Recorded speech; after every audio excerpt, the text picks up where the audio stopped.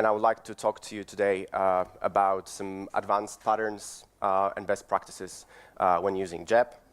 A couple of quick facts about myself. At the top over there, you have my Twitter handle. You can follow me. Why do I believe that I'm qualified to give this talk? I've been around the Groovy community for a while now. I've been using JEP since 2011, so just a year after it has been conceived by Luke Daly, and I'm the project lead since 2014. Okay, so I'm going to start the talk with a shameless plug. I would like to thank one of the sponsors of this conference, namely Energized Work. So Energized Work are a bunch of no-nonsense people who are focused on delivering business value to their customers when designing and developing software using XP and Agile methodologies. So if you are based in or around London, or you are thinking to move over there, even though after what has happened on Wednesday, please grab me after the talk. There's also Gayatri and Aaron with me. They are also from EW. Feel free to grab them and talk about potential opportunities. Okay, let's start with a bit of old news. 1.0 finally happened. Hey, it's really old news. It's half a year. It happened half a year ago in October 2016. So JEP has been there 1.0 ready for probably a couple of years already, and a lot of people were using it. But as a lead, you always want to squeeze in that last feature before 1.0 or make this breaking change before 1.0. So that's why JEP ended with 0.10 releases, 0.12 and 0.13. But finally, it's got there. I would also like to take this opportunity to thank the 50 of JEP contributors. That's the full list of everyone who contributed to JEP. That list is coming from the last chapter of the book of JEP. If your name is not there yet, I would encourage you to contribute. I think it's not hard. Maybe I'm a bit biased, but I believe that JEP's code base is fairly small. So it shouldn't be that hard. There is a contributing markdown file in the root of the repository, which lays out how to get started when you want to contribute something. Have a look at the issue tracker and make your name known and put it on this list. Okay, so I was meant to ask who's using JEP over here, because this is majority, the great majority of people. This talk will not be about introduction. I assume that you have certain knowledge, and I would even say proficiency in JEP. What I want to talk about today is more good practices and taking your JEP tests to the next level. Another question: who's using 1.0 or newer? Okay, not too many people actually. So it's probably worth mentioning what were the major breaking changes in 1.0. So a couple of methods, like for example, is displayed and text, used to return the result of the operation on the first element of a multi-element navigator. What happens now is that they throw an exception when you are calling these methods on a multi-element navigator. Why is that? I've noticed that there are a lot of people struggled with problems. They would come over to the mailing list and they would ask questions, and then when I was helping them out, we figured out quite often that they were actually calling these methods on a multi-element navigator. They were not aware that their selectors are selecting more than one element, which caused confusion and problems. So I will show you later how to call these methods on multi-element navigators. It's possible, but now if you just plainly call these methods on multi-element navigators, these methods will fail and throw an exception. There were weakly typed versions of module and module lists. These methods were available in the content DSL. By weakly type, I mean you would be passing in a module class to a method call, and you would be passing in a map of properties for that module, and then JEP would initialize it for you. But I think a better pattern is to actually initialize the module yourself. So call a constructor, set all the properties, and then pass it on to Jeb. So now you do it this way. So instead of passing maps around, you are actually passing fully initialized objects. And these two methods have also been moved out of the content DSL, and they have been moved onto Navigator. So now you can use these methods not only in content DSL, but you can call these methods to get a Navigator and turn it into a module. Finally, is disabled and is read-only methods have been removed from Navigator and moved into a form module. There is a new class called form module in Jeb, a form module. And this is because these methods were really specific to form inputs for form controls. And in my opinion, it wasn't the right place for these methods to live on the Navigator. So a bit of a heads up for you. It kind of feels wrong to be talking about what I'm going to talk about at a conference, which is about a primarily dynamic language for the JVM, and when I'm talking about a project which is using loads of dynamic features of that language. But I will advise you to strongly type your Jeb specs. This is by no means to make the compiler happy or find any compilation errors early or anything like that. I will not tell you why at the moment to keep you focused and try to figure out from the rest of the presentation. So yeah, let's move on. It's basically what you know at the moment as the idiomatic way of using Jeb, where you have implicit page backing your test. That's, in my opinion, not the best way to write your tests anymore. So let's start with some tips and tricks and things you might not know about Jeb, but which you could utilize in your specs. So first of all, module is a navigator. It hasn't always been the case that module class implemented the navigator interface, but since 0.9.3, it is the case. What does that mean? That basically means that you can call any navigator methods on module instances. And what happens is actually these navigator methods are being delegated to the base navigator of the module.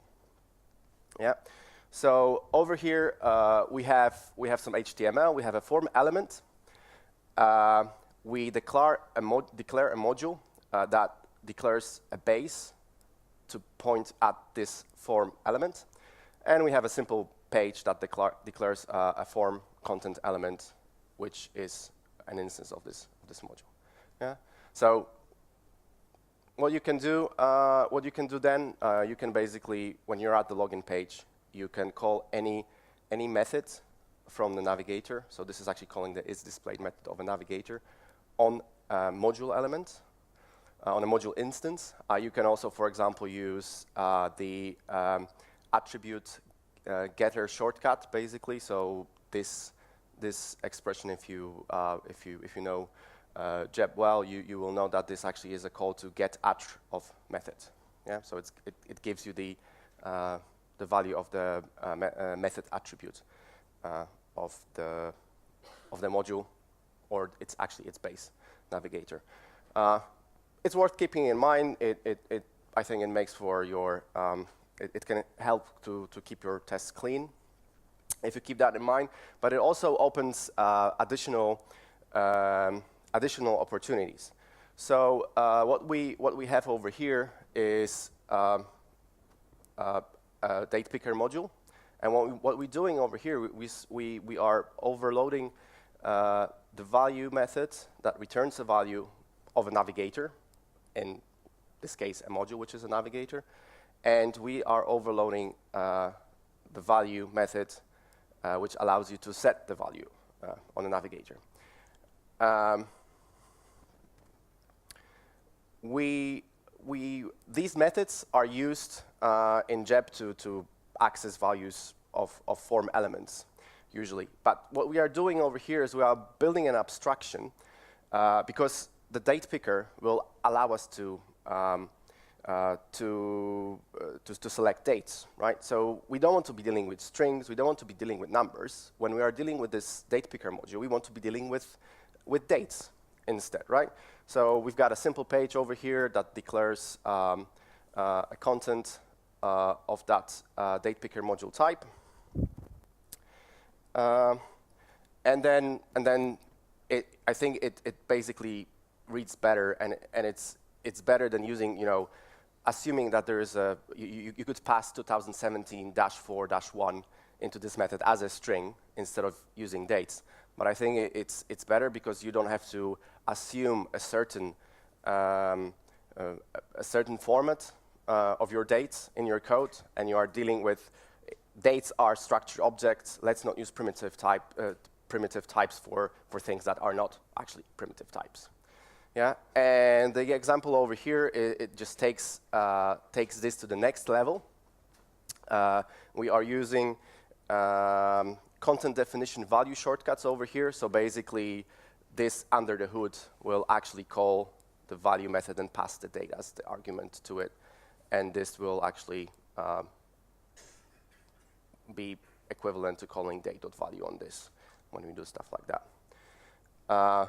This is basically utilizing the JEP sugar by overloading the value method on the date picker module. We have utilized the sugar over here that JEPs provides you when you are setting and reading values of navigators and elements. Okay, so you probably know that if the URL of your page is parameterized, you can overload the convert to path method. This is the method which gets everything that you pass, all the arguments after the page class you pass to methods like browser to or browser via. So basically, you can pass parameters there, and then they are converted to path of the URL, and the browser goes to that URL. The default implementation just basically calls toString on whatever you pass to the to method as additional arguments, and then concatenates them using slashes. So what I'm suggesting here is you could think of converting, overloading convert to path, and then not using primitives like objects, but structured types that describe what your pages are about. Yeah, so over here we have a page that renders a post, a blog post, say, and it has a quite convoluted URL path structure, right?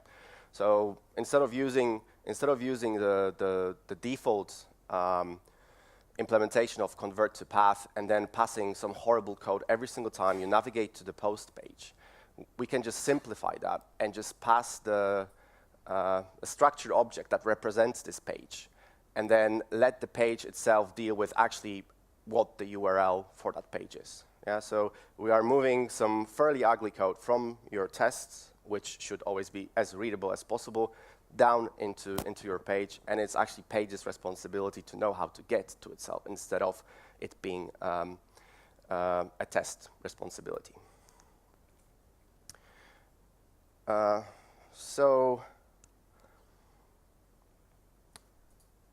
But what if you want to parameterize the implementation of your page to a greater extent than just when it comes to figuring out what the URL is for that page? So in the past, the via, to, and at methods of browser, you could only pass page classes to them. But that has recently changed, and now you can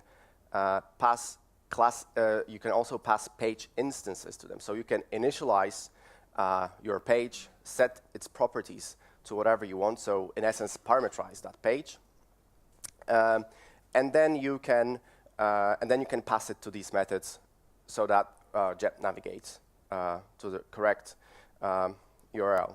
So an example of that, I'm gonna still deal with the URL, even though I could parameterize any method in my page based on use this field to have some logic based on what the value of the post actually is. But I'm just going to stick to the page URL story still. So what we are doing over here is, instead of actually, when you're navigating to the post page, instead of then passing the post as the next arguments over here, we create a parameterized instance of the post page, and we pass the post to it. Yeah, and then in the get page URL, we are overloading get page URL. So by default, that method on the page in JEP, it returns the value of the static URL property of your pages. So that the regular way when you say like, oh, if I'm going to a list of posts, the static URL equals string posts, right? So that's how the URL is determined. So we are overloading that, and we're putting all of the nasty logic, complex logic to determine the URL over here. So again, your test, because that's the code that's going to probably end up in your test, is cleaner, and it opens up additional possibilities to you. I'm not sure if you are aware, but navigators are iterable. So navigators are basically wrappers around collection of web elements, and they have a relatively rich interface compared to what you can do with WebDriver's web elements. So it is kind of obvious that if it's backed by a collection, we should be able to iterate over that. One important note is that it is not iterable of web elements, but navigators are iterable of navigators. So it means basically when you have a multi-element navigator and you iterate over it, you're going to iterate over single element navigators instead of web elements, right? And why the fact that navigators are iterable is so important?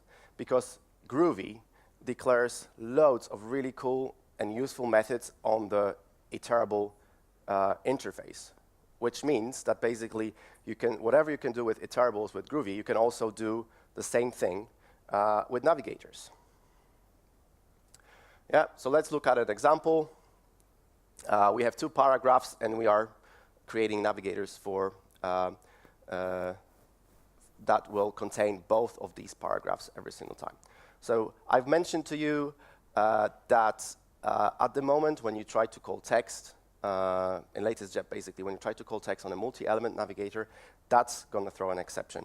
But there are ways around it. So if you know that actually you are dealing with a multi-element navigator, you can either change that multi-element navigator to be a single element navigator by using a subscript operator, for example. You could also call .first on it, .last, endless possibilities, because all these methods are declared on iterable in Groovy, so you can call all of these methods, right? The fact that navigators are iterable give you the possibility to actually use the spread operators on them as well, right?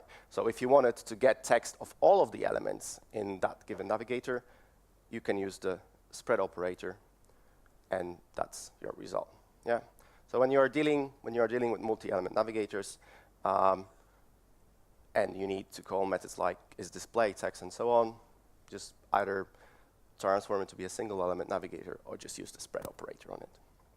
Finally, an example of a method from Groovy, which is declared on the iterable interface with index, which basically takes an iterable and transforms it into a list of tuples. Tuples when basically the first element of the tuple is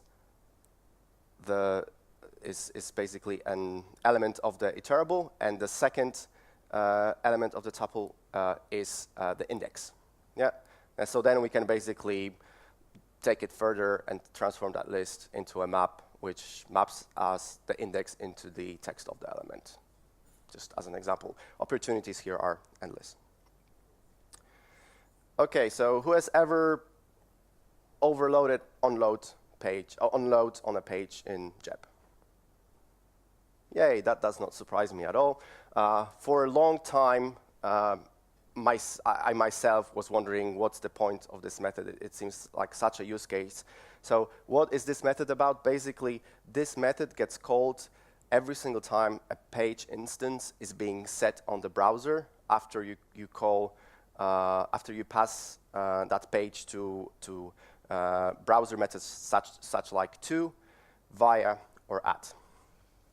So I just wanted to share a use case with you about that. So on my previous project, thanks to European Union, now we have to put these really, really annoying bars telling you that this site is using cookies, and you have to click on it and so on. So I worked on a site that had such a cookie bar, and because it was floating, it was sometimes it was being rendered on top of other elements. And when our tests were trying to interact with these elements that were underneath the cookie bar, we would get test failures. So what could you do? You could try to scroll every single time and just pray for the best so that the cookie bar doesn't overlay the element that you are trying to interact with. Or you could basically overwrite the onLoad method and close the cookie bar as soon as the page basically loads and it's set on the browser object. So if there is a cookie bar, just close the cookie bar and be done with it. So this became a base page for all of the pages on which cookie bar has been rendered. So we also needed to parameterize this page to be able to actually test that the cookie bar is there. We had a couple of tests where we were testing that the cookie bar is rendered, and if you close it, then you reload the page, it doesn't show up again and stuff like that. So we wanted to be able to do that. We just have a parameter here, and we would just basically instantiate our pages, set auto close cookie bar to false before passing it on to method or the via method, and that would mean that the cookie bar would not be closed in that case. You probably know that WebDriver and hence JEP allows you to execute any custom JavaScript code inside of the browser on the page that you are testing. So that's probably nothing new for you, but what is important, it again opens up loads of opportunities. So for example, you're testing a page that doesn't have jQuery in the page, and I don't know, you need to use something in your test that is not possible via the UI, and you want to mock, or you're writing some kind of a gray box test, or you're just hacking around, and you say like, yep, I just want jQuery to be loaded as part of this page. So there's nothing stopping you from that. All you can do is you just execute this bit of JavaScript over here, you create a script element, set the source attribute on that, and append it to the head, and then voila, the JavaScript code is loaded. What could be other use cases for this is, for example, using loading Synon.js into your pages. So Synon.js allows you to mock timers in JavaScript, and if you wanted to have, if you tested some time-sensitive JavaScript code in your browser, you could, for example, use that to inject Synon.js into pages. I don't know if that's visible from the back. It's a bit of a small font, this one. But what this method is about is again a method I've written in the past, allowing me. So you know that in CSS you can have transitions, which basically take time. And when the transitions are happening, you don't really want to be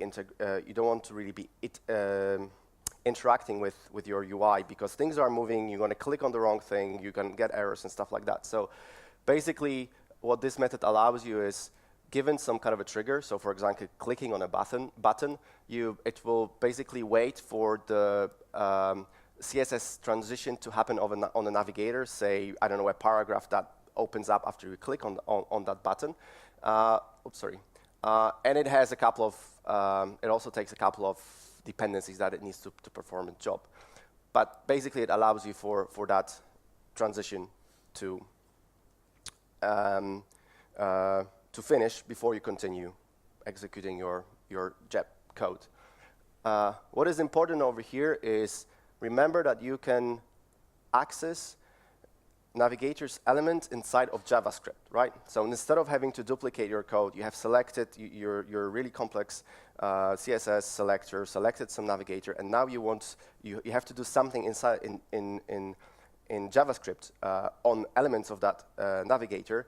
Instead of having to do that selection all over again in JavaScript, what you can do is you can pass web element instances as an argument to JavaScript executor, and then they will magically become DOM elements in your JavaScript. Yeah. So this functionality, this behavior is also used in JEP's jQuery support. So if you've used that in the past, this is basically how it works. You get a selector, and then underneath, when you call Navigator dot jQuery dot something, so in the jQuery bit, it goes in and it actually creates a jQuery object this way by taking Navigator elements, passing them to JavaScript, and then wrapping it around the jQuery object. So next bit, I think as developers, especially junior ones, we are abusing inheritance for code sharing, and I'm to blame for that myself. I've done it the wrong way for many, many years. But if things are not logically part of an inheritance structure, they should not inherit from each other. Yeah. So Groovy gives us a couple of ways to do code sharing in a better way than through inheritance. First of it is using delegation. And thanks to Groovy's delegate annotation, it is extremely easy. And since Groovy 2.2, we can also use traits for sharing code. So I'm talking about it because when you end up with quite a complex inheritance structure of your pages or of your modules, then it's probably worth thinking about it again and seeing what you can do to actually simplify that. And if you do, create that complex inheritance structure just to be able to share the code between your components, then maybe there are better ways. Okay, so this is an example of how you would use delegation for code sharing with JEP. So to take on the previous example of waiting for CSS transitions, in this case, what we would want to be able to do is we would want to be able to call this method on a module. Yeah. So what do? We declare all of the dependencies of this method. We create a delegate that will perform the waiting for CSS transition, and then we add a property. We initialize that property, that delegate property, and we annotate it with delegate, which means that Groovy will actually generate a wait for CSS transition that takes a closure method on our module, right? And then we can basically mix it into many modules that way, which are completely unrelated to each other, apart from the fact that they have CSS transitions on them. Same thing with traits. So module, as I told you, it implements Navigator. It also implements waiting support. So traits in Groovy can extend interfaces. They can also declare abstract methods. So we declare the get.js method, an abstract one over here, because we need the JavaScript interface to be able to perform our waiting for CSS transition. And because module implements Navigator and waiting support, and it has the get.js method that returns the JavaScript interface, we can then basically mix in our transition support trait into it.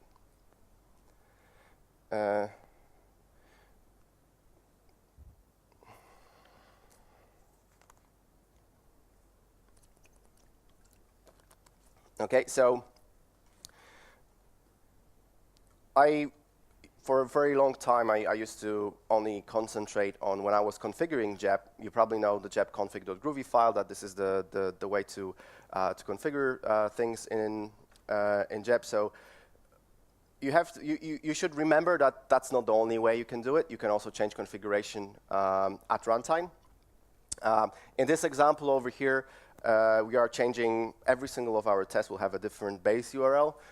When we are dealing with projects like Ratpack, for example, which starts the application under test on a different port each time, so that you can run multiple tests in parallel that way, because they don't have a shared resource. They don't use the same port, which means that there can be as many applications under test as we want running at the same time. So when this is happening, what you can do when you're testing application written in a framework like that, I know that Spring Boot also allows you to start up on the random server, sorry, on the random port for tests. You can basically, after this starts, you can basically set the base URL of your test this way. If you want to change other bits and bobs of the configuration, there is config property on the browser object, which you can access, and it's of type configuration, and it has many methods that allow you to change configuration at runtime. Let's talk about testing responsive apps. So what are responsive apps? So responsive apps are apps which render different UI based on the size of the window in which they display, in which they render. So over here we have an example of how. So basically, if you want to test a mobile view of an application, all that you need to do is take your browser window that you're driving and resize it, right? So we have a Spock extension over here that is driven using a test mobile view annotation, and then basically when you put this annotation onto a test method, onto a feature method, it adds an interceptor, grabs hold of the current window, WebDriver window, saves its original size, resizes it. In this case, it's hard-coded to be iPhone 5, for example, but depending on what devices you support and what viewport sizes you support, that might be different. And then you allow the test, the feature to proceed, execute, and then after you're done, you just revert to the original size. So basically, by default, you're testing the app in the desktop view, so you want to go back. Okay, so let's move on to best practices. This is just a bunch of what I found out when using JEP over the years. Hopefully, this is not too controversial, and you can agree with most of it. I mentioned that initially, so I want to ask you to give it a try. So think about strongly typing your JEP code, JEP specs. Why would you want to do that? Because if your IDE understands the code, and if it's not dynamic, then it can give you auto-completion. It can give you better navigation. You can drill into methods by control-clicking on it and stuff like that. And you can actually refactor your JEP tests if they are written in this way. So what do you get for free from if you're using IntelliJ? IntelliJ actually understands that missing methods and properties called from within a spec are delegated by JEP onto the browser object. And it also understands, so basically you don't have to say browser.to in your specs. If you do to and you pass a class to that method call, IntelliJ will understand that, that you are calling that method on browser. It also understands that things that are not found on browser are being delegated onto the page. So you can say get title in your spec, and IntelliJ will understand which method you are actually calling. It also, which is pretty cool, understands that content definitions are exposed as properties of the classes, of the page classes they are defined on.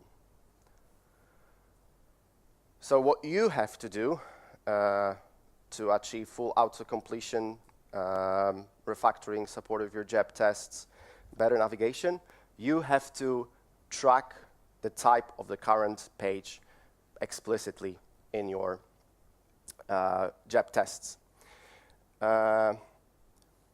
So the key to it is the fact that via to and at methods of the browser have generic signatures, and they return an instance of the type that you pass to them.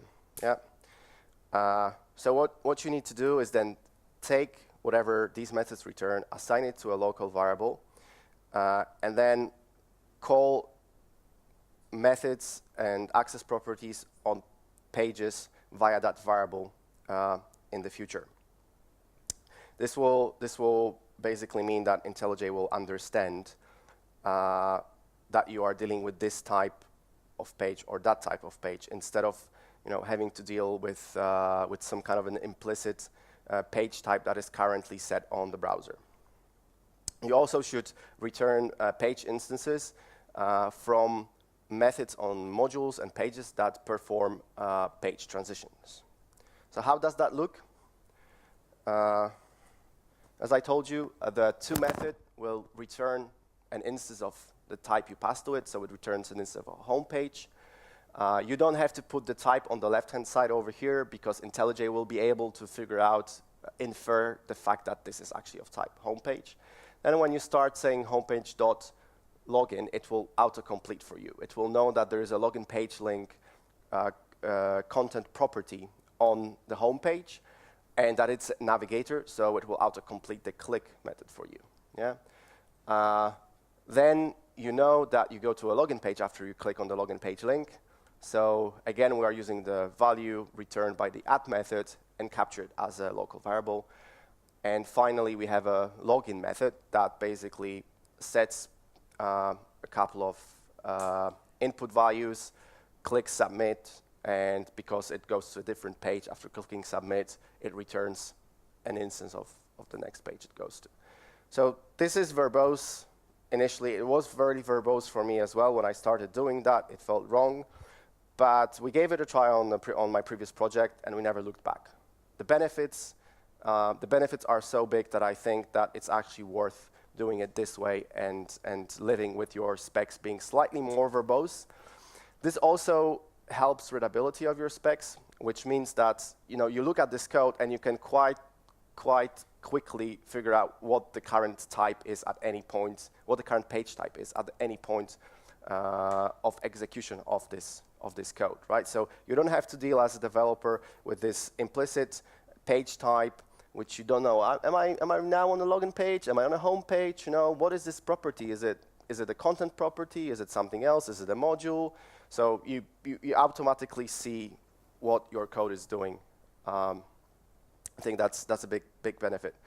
You could take it to a next level, let's say, by chaining things together. So if you really don't want to be tracking and having a lot of this page variables per every single page type you go through in your test, you could chain things a bit, yeah. But be careful with this, because by chaining things and not being explicit, you again make it harder for other developers to understand where actually page transitions happen, and it's harder for them to figure out. And you are again creating this implicit page type context that as a developer we have to deal with. Quickly on add checks, keep them simple. They are just to detect if you are at the current page. If you have any page-related logic in your add checks, you are doing it wrong, right? So if you have a parameterized page and then you're checking that for given that parameter of the page, there are 3 elements in that, 3 table rows in that page, that's not the code that should go into your add checks, because add checks are executed very often, and you don't want to be testing the same thing over and over again. Another thing is, in your add checks, try to structure them in a way that basically when an add check fails, you're going to get a good error reporting. So try to, for example, deal with page titles. So when your add check fails because you wanted to go to the login page and you ended up at the error page, you'll see that the title is not logging, but it is error. Okay, quick question to you, to keep you all awake. What's missing over here?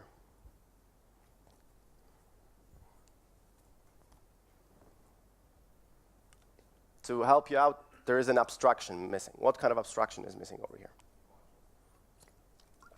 Exactly. If you find that your page has a couple of content elements with the same prefix, right?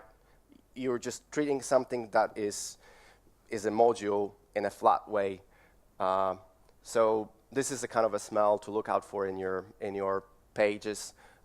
If you have a couple of content elements that start with the same prefix, you should use a module. Modules are, in the book of JEP, modules are advertised as being useful for code reuse, but I would like to say, what I would like to tell you is I think that they are also useful when you're dealing with logical components, even if they are only used single time on a single page. You should really wrap it into a module, because that way it allows you to keep your test simpler, hide the structure of a complex component and from the test, and also hides complex interactions from the test.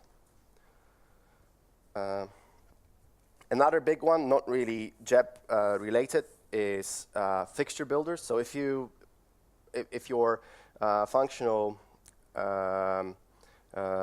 test suites grow, you really want to be able to have a really easy way to set up the data for your test, to set up the state of the application under the test that you're testing, to be able to test what you actually want to test. So I think you should keep data set up as close to this as possible. So, you know, a massive fixture reused by all of the tests is not a way to do it. You're going to end up having problems with, oh, I'm just going to change this object over here in this fixture, and then 50 of your tests will be failing because they depend on some of the property of that object. Only set up the data necessary for the test, because if you do more test setup around your test and it's not necessary, you are clouding the environment for other developers who are going to come in and try to read that test and change it, and it's going to be just not nice for them. Groovy remote control comes to the rescue. Unfortunately, with Codehouse the Miss, all the documentation for Groovy remote control is gone. There are some examples of how to use it in Ratpack codebase, so you can look over there. And Groovy remote control is fairly easy to integrate with any framework. I have recently integrated that into a Drop Wizard application, and I'm using it to bootstrap my test. So it's a very cool thing when you're dealing with test fixtures. Have a look at it in your free time. I'm going to skip over examples just quickly on this one. So test fixture builders are not only about data, they can be about any other thing. So for example, in JEP codebase, we have this fixture which allows us to declare some HTML that is then served for the test from an in-memory HTTP server, and then we can easily do stuff like that.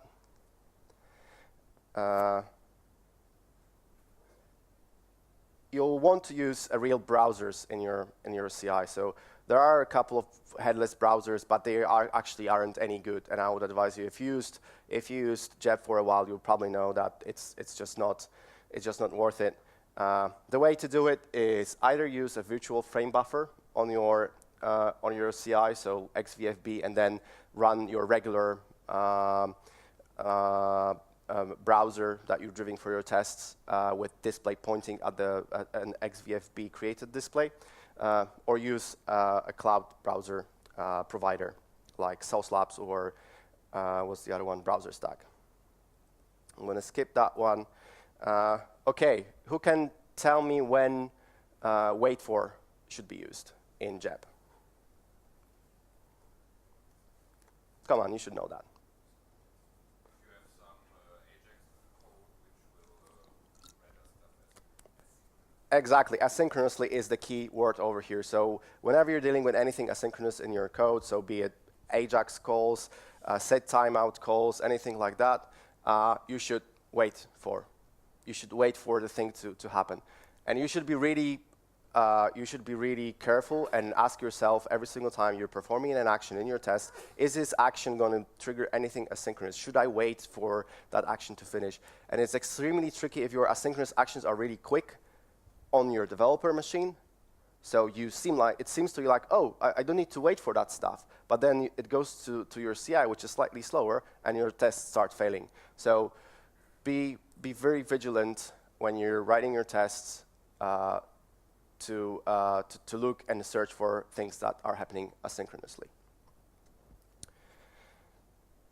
I'm afraid I have run out of time, so I'll have to skip to questions. I covered the most important bits I wanted to cover today, but do we have any questions?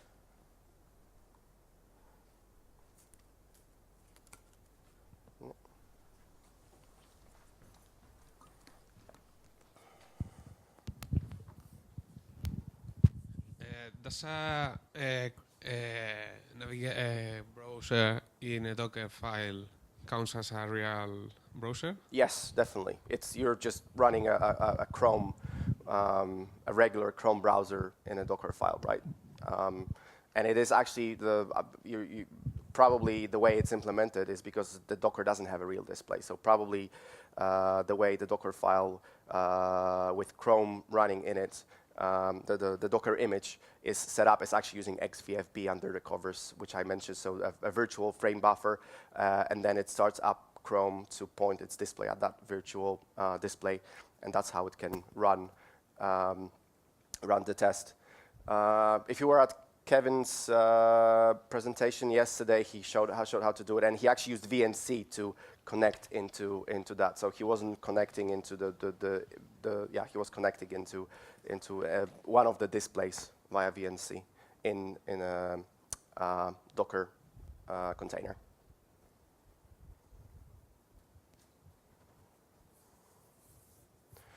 Okay, thank you very much.